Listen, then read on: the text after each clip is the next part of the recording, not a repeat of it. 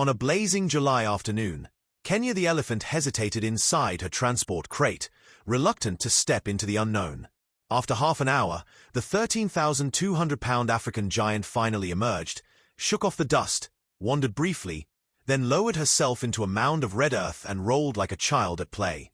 "It was the first time I'd ever seen her frolic," said Juan Ignacio Haudet, director of biodiversity at the Mendoza Ecopark in Argentina.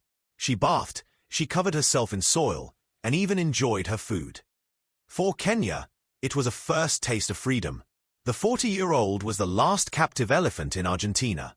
She had lived her entire life at the Mendoza Zoo, later converted into an ecopark, before being transported to the global sanctuary for elephants in Brazil, the only refuge of its kind in South America. Her release was possible thanks to a 2016 Argentine law that forced the closure of zoos, their transformation into ecoparks, and the transfer of exotic animals to sanctuaries. Years of public pressure and animal welfare advocacy paved the way. When Kenya arrived at the sanctuary earlier this year, she trumpeted loudly, as if to announce the end of elephant captivity in Latin America's second-largest country. The journey was long and filled with loss. Pelusa, an Asian elephant from Plata Zoo, was chosen for transfer first but died in 2018, days before her departure. That same year Mary, a former circus elephant, also passed away.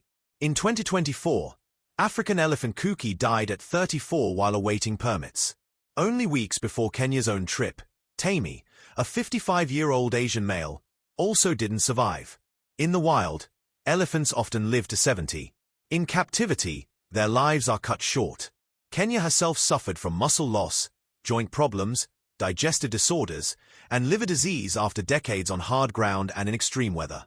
Mendoza Zoo had closed in 2016, but even as an eco-park, its facilities and resources were never enough to meet an elephant's needs. Efforts to free her stretched back more than a decade. Leandro Fruitos of the Franz Weber Foundation began pushing for Mendoza Zoo's closure in 2008, gathering signatures and lobbying governments.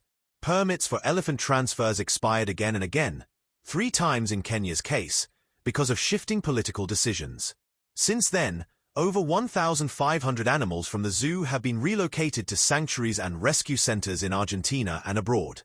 Several other zoos across the country have also been turned into eco-parks, though the process is slow and expensive. Kenya now joins Mara, an Asian elephant, and Pupy, another African, who were transferred in 2020. Her first joyous role in the soil symbolized more than her personal liberation. It was also a tribute to those who never made it. As Scott Blais, founder of the Global Sanctuary, notes, elephants of Kenya's generation carry scars that no sanctuary can erase. Many were victims of brutal selective culls, when helicopters gunned down adults and spared calves for captivity.